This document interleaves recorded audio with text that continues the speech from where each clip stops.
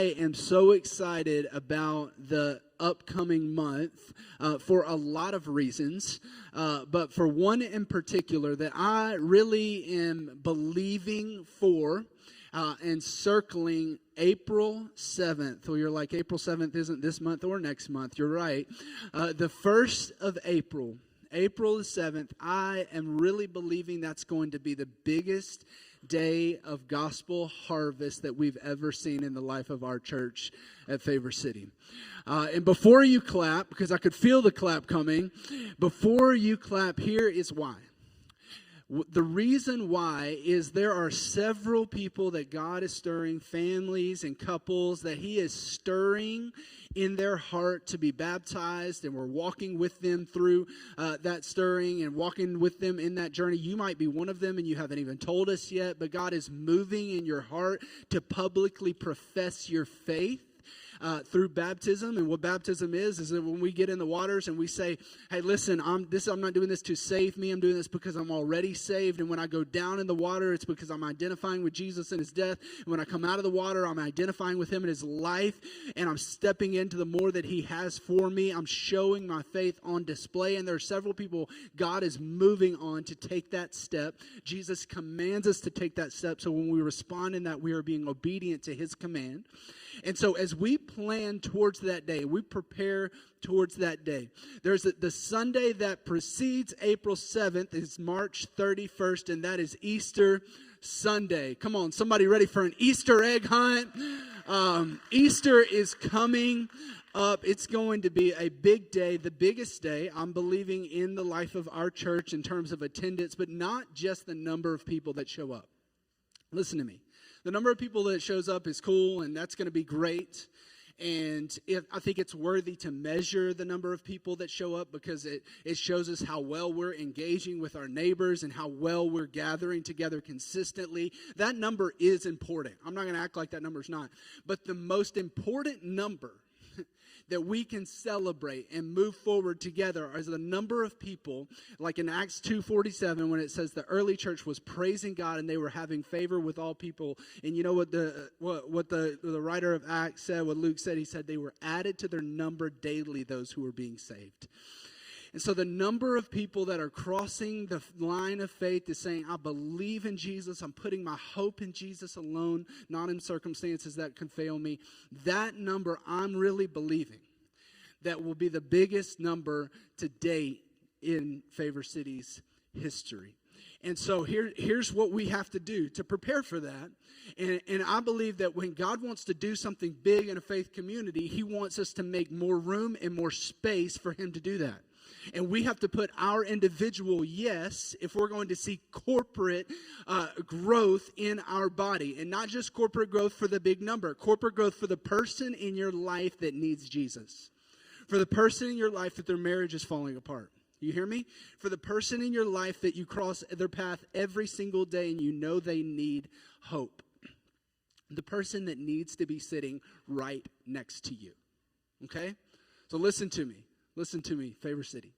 On March 31st for Easter Sunday 2024, that we are going to, just for that day, we're just going to try this for this day because I really believe we need to create intentional space for you to do two things as the church body. To number one, to say, yes, I will serve on Easter Sunday to make more space. We have 40 to 50 kids every single week. We'll probably have upwards of 75 kids in our kids ministry on each Easter Sunday. And so we have to have more people that are saying yes to serving the next generation, to serving in connection, to making sure that this is a space where people know that they belong even if they have not yet believed. Okay, we need more people to say yes to serving. And you'll know more about what that looks like in the days ahead. The second thing is that I don't want anyone to miss the opportunity to sit shoulder to shoulder with somebody that you've brought to church so that this might be the day that they say yes to Jesus for the very first time. so that you could say, I've served the church body, I've provided a need, I've created this space for people to belong even before they believe, and that also I've brought somebody alongside with me. I said, hey, come to church with me, and they're sitting next to me in a place where they can. What I love what happened last week is one of our church members was able to walk one of their friends back to the invitation moment as they responded to the gospel for the very first time. Come on, we can celebrate that. Go ahead and clap. That happened last week. But listen to me, it's hard to happen when you're not sitting next to them. Right? It's hard to have that courage. I literally had a conversation this week, or this morning. Somebody told me, hey, this is my third week here, and the reason that I came is because a buddy invited me, and I didn't want to go try a church alone.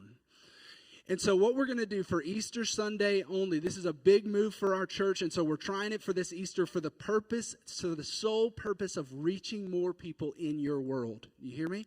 For the sole purpose of reaching more people in your world, more of your neighbors, we're going to be having 2 gatherings on Easter Sunday. So 9:30 and 11, right here in the theater.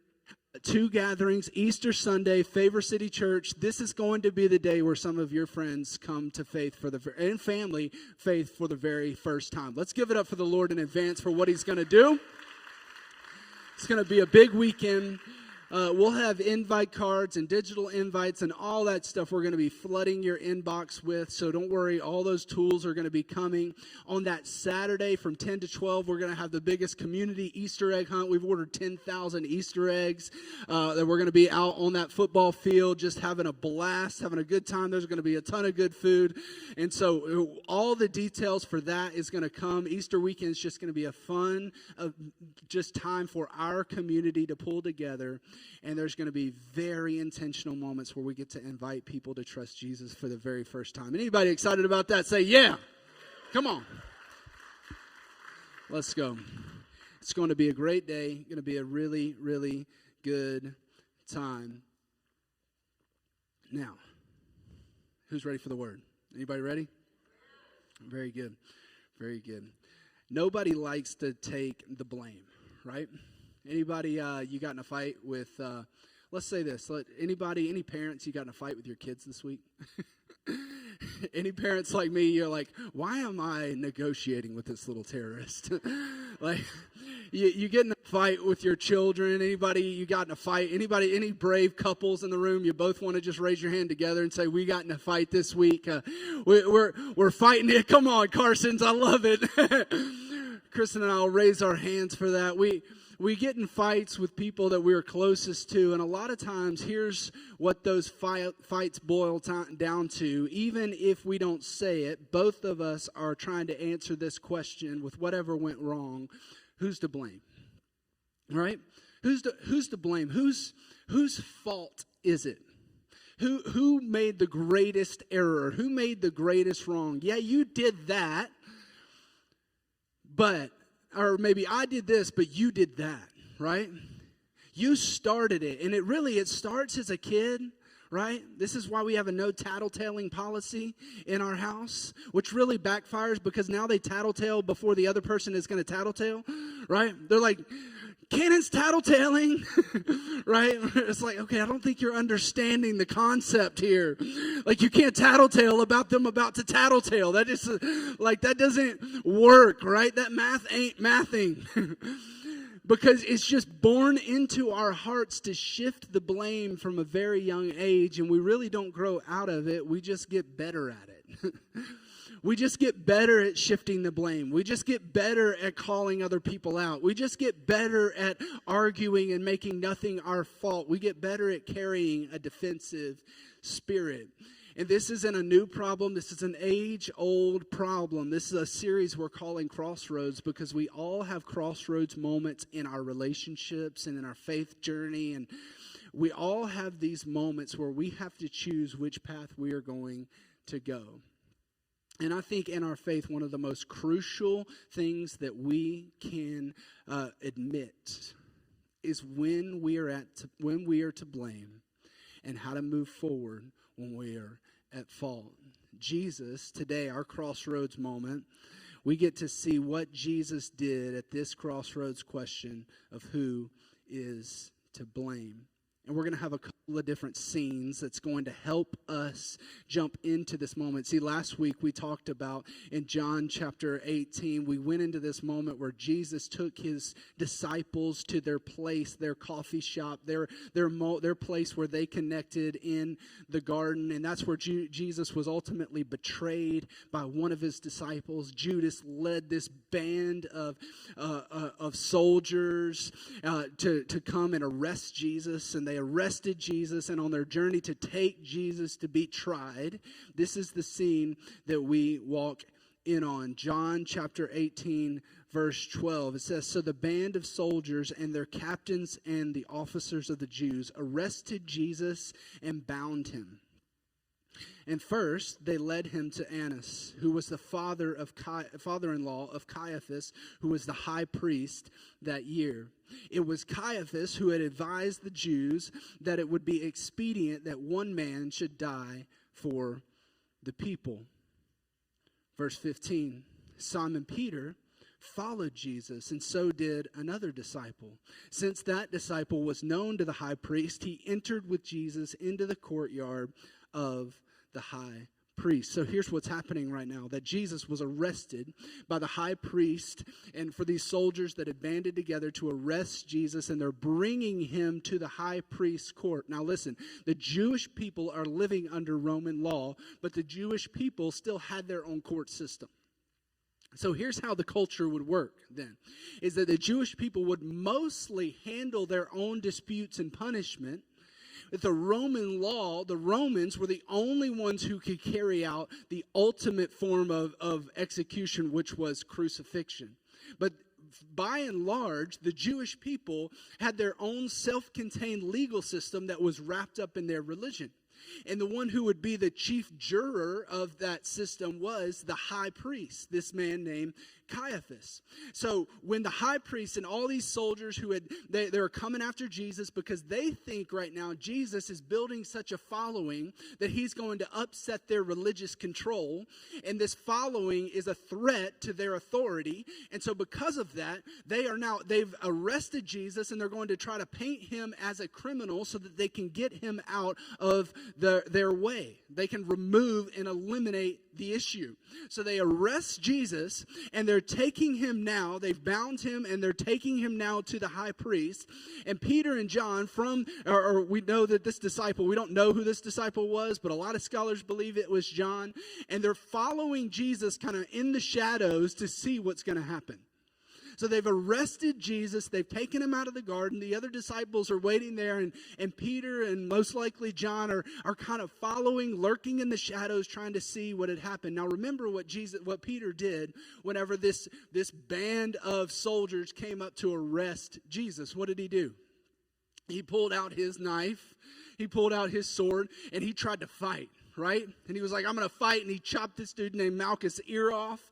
And when he chopped it off, then Jesus said, "Hey, put up your sword, and should I not drink the cup that the Father has given me? Should I not actually go forward with this?" And he tells Peter to back down, and he actually heals the man's ear, and he willingly lays his life down, and he goes to this trial. And so Peter and John are lurking in the shadows, and they're following him into the courtyard.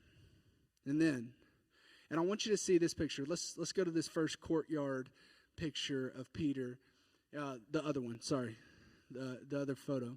So this is just like a painting rendering. Here's these two scenes that are happening simultaneously that I want us to picture.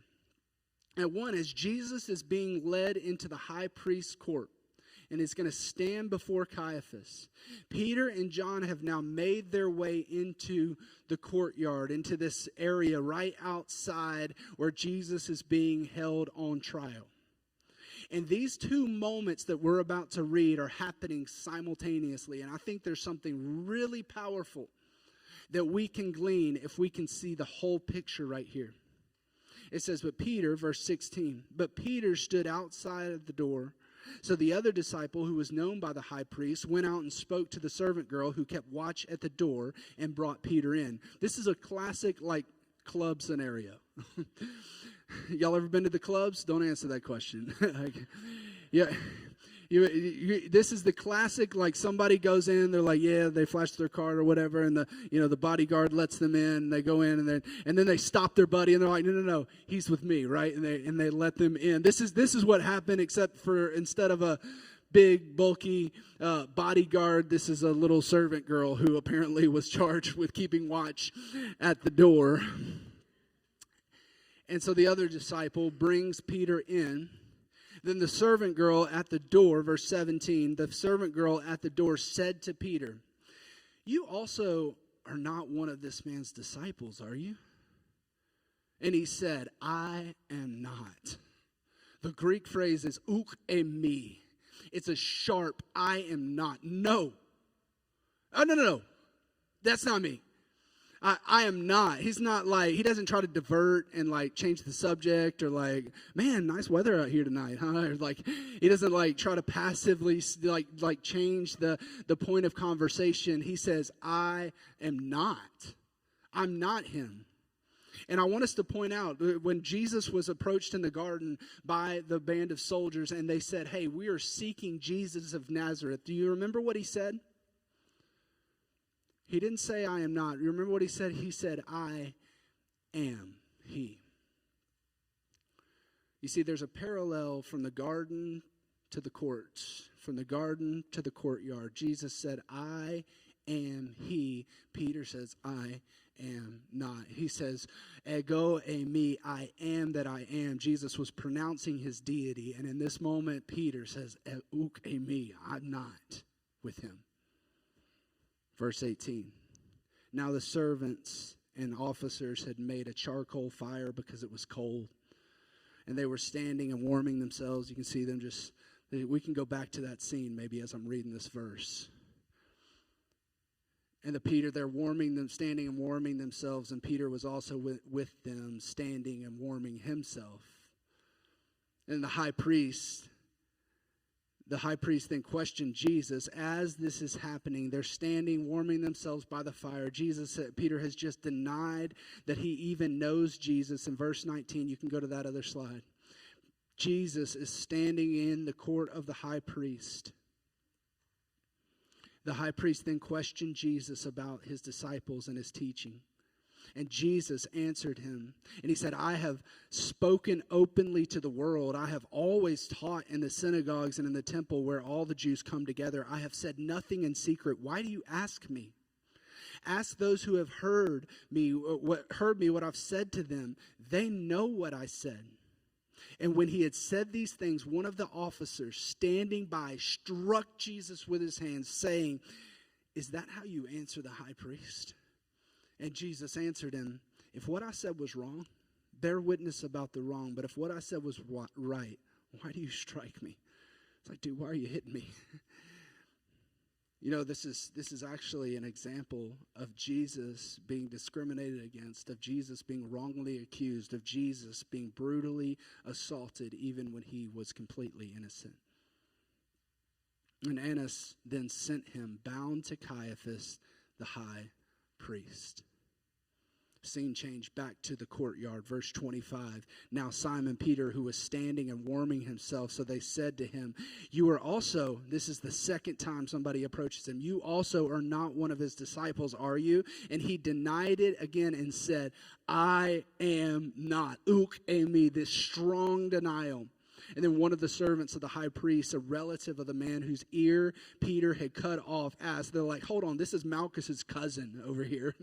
Did I not see you in the garden with him? Like, I'm pretty sure I remember the guy who tried to kill my cousin. Right? Like, I think that was, I saw you in the garden. And Peter again denied it, and at once a rooster crowed. Now, what we need to remember is that in John 13, Jesus came to Peter and he said this. He said, by the time Peter said, listen, Jesus, I'll follow you anywhere. I will fight for you. I will lay my life down for you. He was a whole lot of talk, right?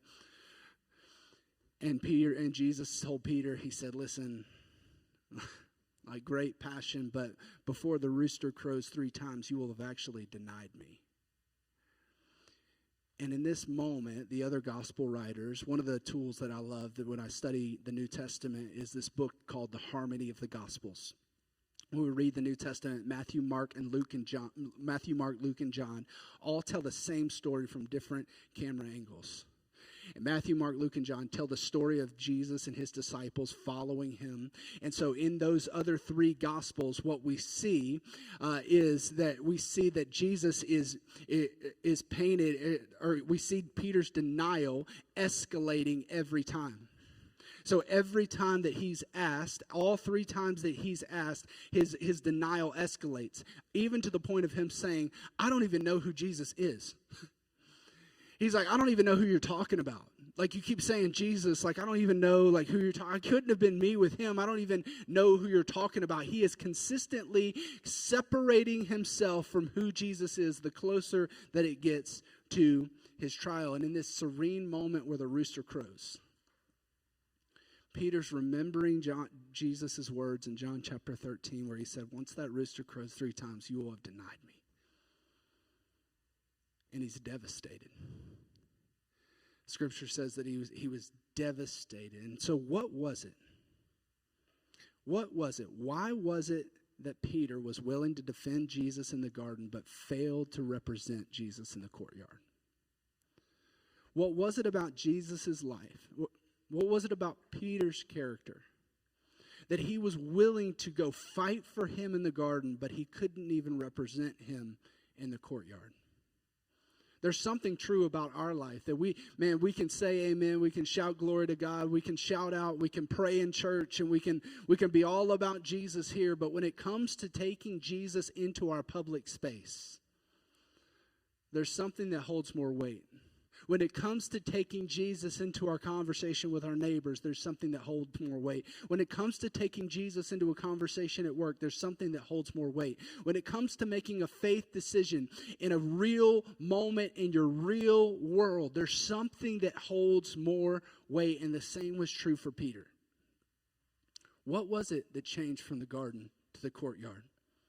I think there's something different between fighting for Jesus and following Jesus.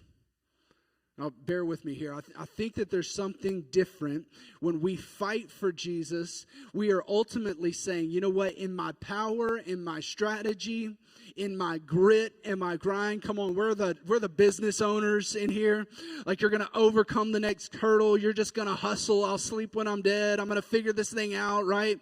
I'm going to grind through the next obstacle. I'm going to stay on top. There's something about when we're fighting that we seek to gain control. Fighting is about control. Following Jesus is about surrender. Right? Fighting for Jesus is often about winning. Following Jesus is often about losing.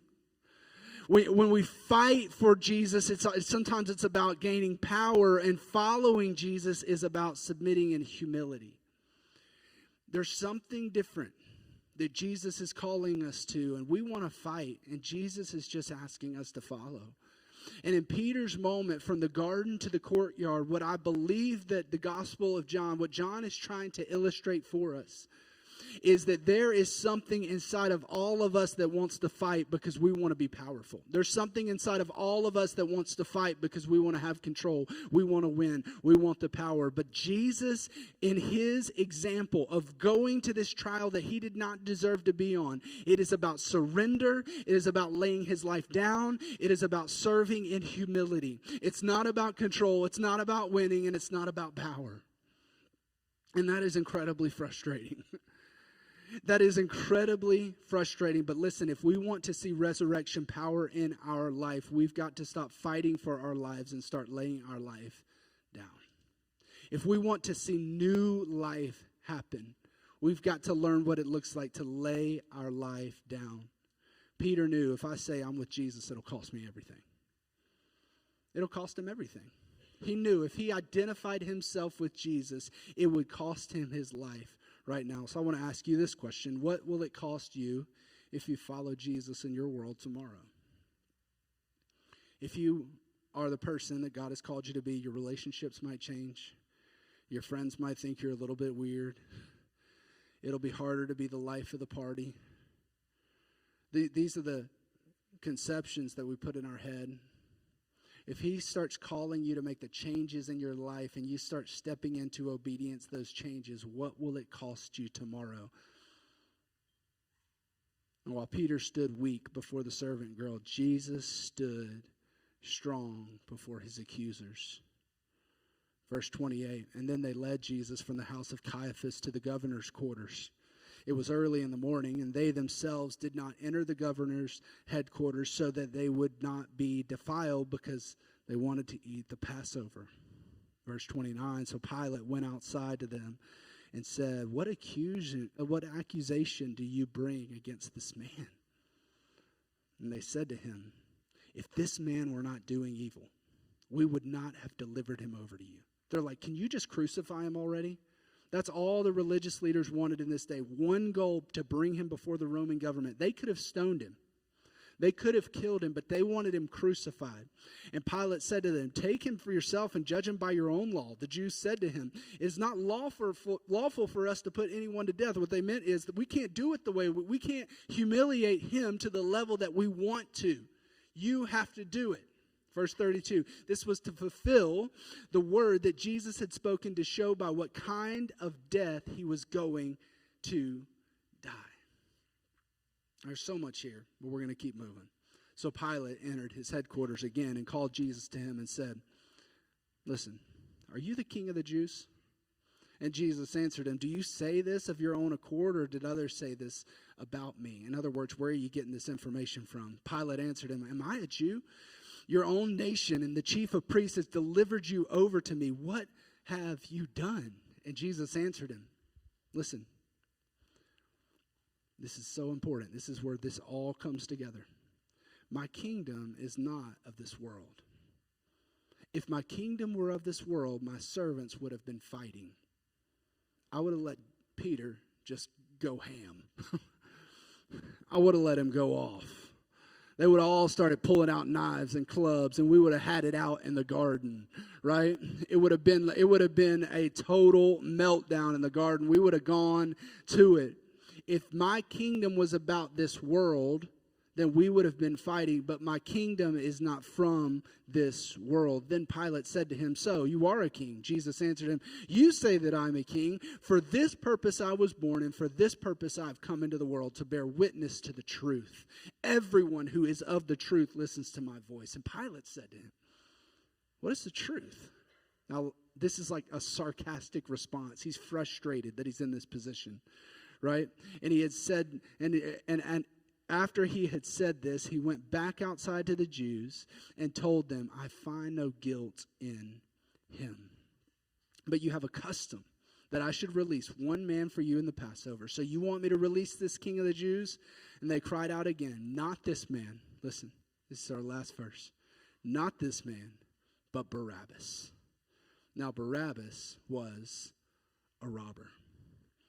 Now, why do I read more verses than I've ever read before on a Sunday morning right now? And some of you are swimming, some of you hung on, some of you got lost. And here's what I want to just bring this to. There's something happening in the greater narrative of this picture, that Jesus was accused of a crime that he didn't commit. Jesus was led to a trial that he didn't deserve to be on. Jesus stood before the high priest, was slapped in the face, was wrongfully accused, but he stood there anyway. And he stood and he said, everything that you know about the way that power and control works in this world is not what I came to represent. Simultaneously, while that's happening, Peter, who had followed him all the way as far as he could into the courtyard, while Jesus is standing trial before the courts, he's standing in the courtyard and cannot even represent his leader to a servant girl. He doesn't have the strength to even say, I'm with him. He is everything that he is doing is to put separation between him and Jesus. While Peter could not represent Jesus, while he failed to represent who Jesus was, while he was the worst representation of Jesus. This is a man who wrote a book of the Bible. Come on. 2 books. While he failed to represent who Jesus was, Jesus represented everything that he couldn't be. Jesus stood trial. Jesus chose to represent you. I want you to write this down. Jesus chose to represent you when everything about you failed to represent him. I don't know what sins, what past define your life. I don't know what relationships have gone wrong. I don't know what you've done to separate yourself from the good things that God has called you to. But here's what I know. Every single one of us, Scripture tells us, while we were yet sinners, that's when Christ chose to die for us. So the worst thing that you've brought into this auditorium this morning, the worst moment you've ever had in your life, it was in that moment that Jesus chose to die for you. It was in that moment that Jesus chose you were valuable enough. It was in that moment when Peter said, okay, me, I am not with him, that Jesus said, I'm with you. It was when he said, no, I don't even know him, is when Jesus said, no, that's my son. And I want you to know something today, that if you feel like a failure, you're in good company. If you feel like you haven't lived up to your purpose, then you're in good company. If you feel like you haven't done enough for the kingdom of God, then you're in good company. If you feel like you don't even know what that means, you're in good company. Because listen, everything that we fail to be, he was that for us on our behalf. Everything that we fail to do as a father, he has done on our behalf. When we fail to love our wives, he has loved his bride unconditionally. When we fail to lead our children, he has led us as his children without wavering. When we fail as in our earthly assignments, he always says and points back to that he completed his assignment by standing before Caiaphas, the high priest in the trial, by going before Pilate and saying, listen, my kingdom is not of this world, but if one man should die for all, let it be me. And when the people had a chance to release Jesus, they didn't say, hey, release Jesus, give us Barabbas. And you know what that's illustrating right there in that moment? That we're not Jesus. We're Barabbas. that we are the filthy, murderous thief, awaiting our execution, awaiting our punishment. And Jesus, faultless and perfect, stands in our place and says, you take me instead. And we, like Barabbas, get to walk free. We, like Barabbas, get to walk out of that courtroom with no charges held against us. We, like Barabbas, get to rest in the grace of Jesus. Jesus chose to represent you when everything about you failed to represent him. I'm going to invite the band to come back up as we close. And I want to ask us this question for the believers in the room. And I know this is a lot of text this morning. But I want to just ask you this question really clearly. How can I represent the love of Jesus? How can I represent the love of Jesus? Here's what we know. Here's what we know, that everything that Jesus is doing in this story is to show us not how the kingdom of this world operates, but how the kingdom of heaven operates. And Peter was a failure, just like you and just like me. And yet God continued to use him. Yet he had a comeback. Yet he was able to actually be redeemed, and he was actually able to be used. And this was not the end of Peter's story. Peter denied Jesus and humiliated the rest of the disciples. He watered down the witness, right? He made Jesus look bad. And some of us, we don't want to be used by God because we're like, man, I'll just let the preacher tell them about Jesus. And because if I tell them, it won't count because of my story and my past and my mistakes, and I can't say it good enough. If I try to represent Jesus to the world, it won't count. And so we'll just try to put it in a professional setting. And can I just tell you something? That's never how Jesus intended for the gospel to go forward. That the clearest and the most powerful representation of the gospel to your world is your worst and his best. Man, my worst on display, because his best will be glorified. Jesus represented you when you could not represent him. You're not good enough. I'm not good enough.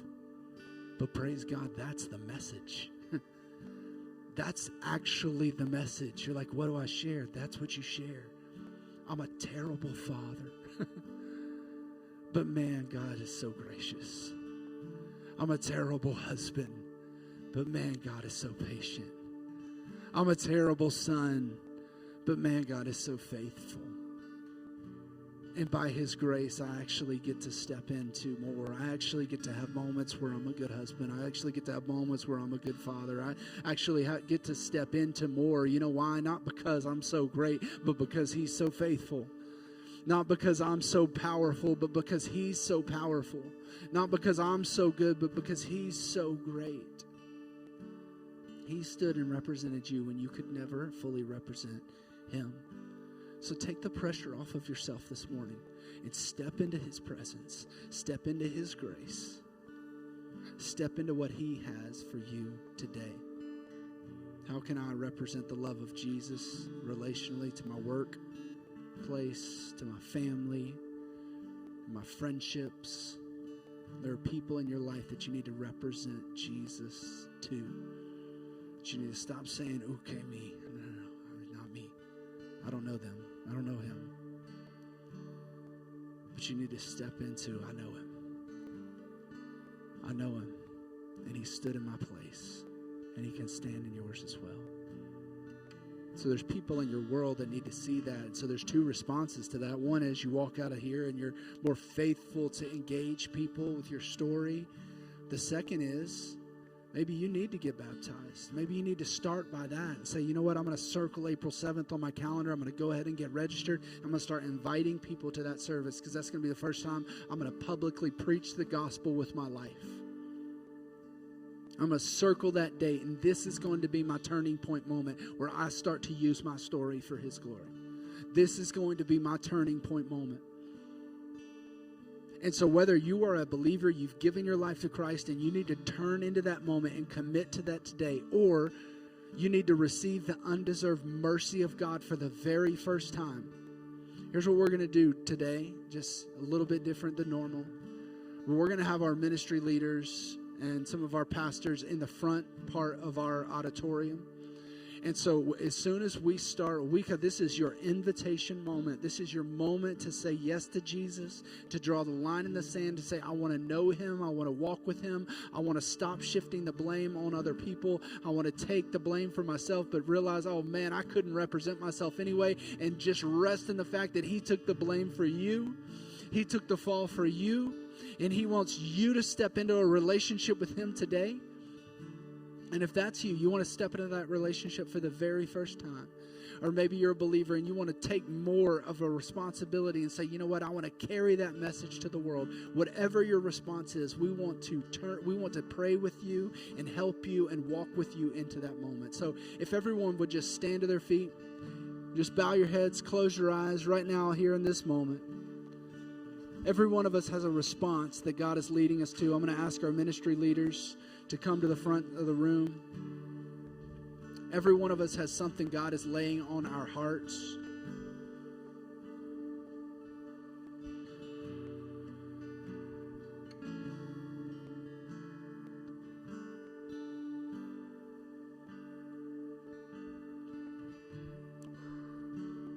Maybe you need to come and just pray with one of these leaders. Maybe you want to turn this stage into an altar